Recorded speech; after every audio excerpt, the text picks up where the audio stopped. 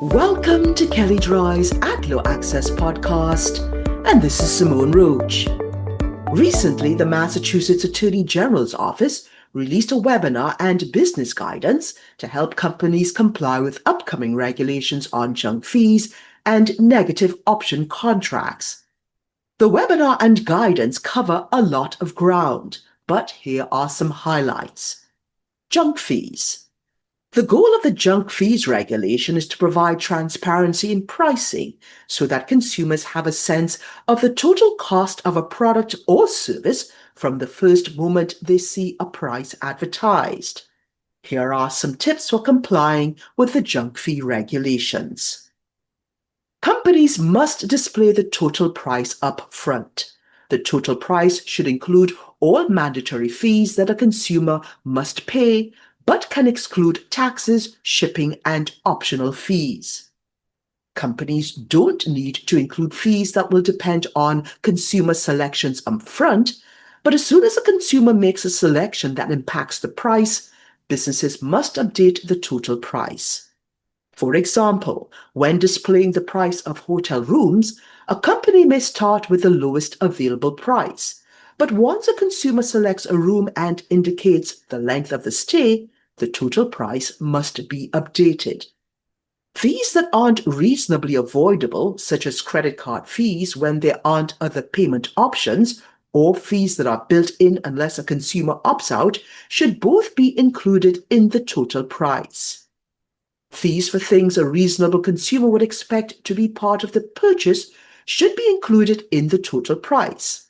For example, the guidance states that if a hotel requires guests to pay a fee to use towels, the hotel must include the towel fee in the total price. And if you're a consumer looking for a hotel, our guidance at AdLaw Access states that you may want to consider a hotel that doesn't charge separately for towels. The guidance document clarifies that the regulations do not require sellers to individually identify and describe particular components of the total price. However, if a company chooses to describe a fee that is part of the total price, it must describe the nature and purpose of that fee. And that can be done with a concise phrase as long as it's accurate. Again, if the fee is mandatory, it still needs to be included in the price. Negative options. A negative option contract is a contract that renews automatically when no action is taken by consumers. Most subscriptions fall into this category. And here are some tips for complying with the negative option regulations. Companies must generally provide consumers with reminders of upcoming charges and how to cancel each billing cycle. For subscriptions that renew month to month, the notice may be provided when a customer is charged. For subscriptions that are longer than month to month, notice is required 5 to 30 days before every charge.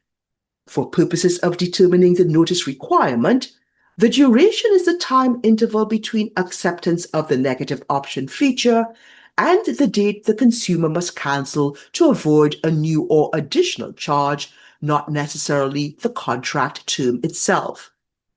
Companies must provide consumers with a method to cancel that is at least as easy for them to access and use as the method the consumers use to sign up. Companies that allow consumers to sign up by phone must allow phone cancellation.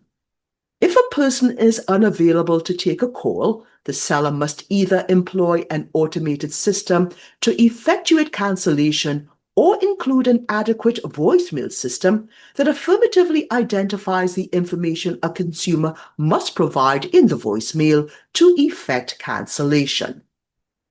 The guidance also addresses the intersection of the two pieces of the regulation: how to display the total price for a negative option product with recurring charges and mandatory one-time fees.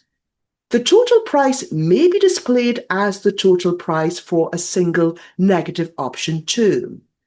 If the first month includes additional fees, the total price for that term must include those. However, the seller could also accurately display the price for subsequent terms. The regulations take effect on September 2nd, 2025. And during the webinar, Assistant Attorney General Eric Carnevale reminded viewers that the regulations include both an AG right of enforcement and a private right of action. And we expect to see active enforcement in this area.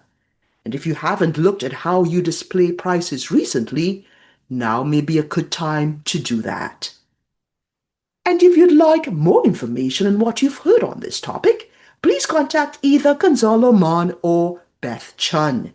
And you can find their contact details in the show notes. And also, please see our Advertising and Privacy Law Resource Center available at kellydry.com.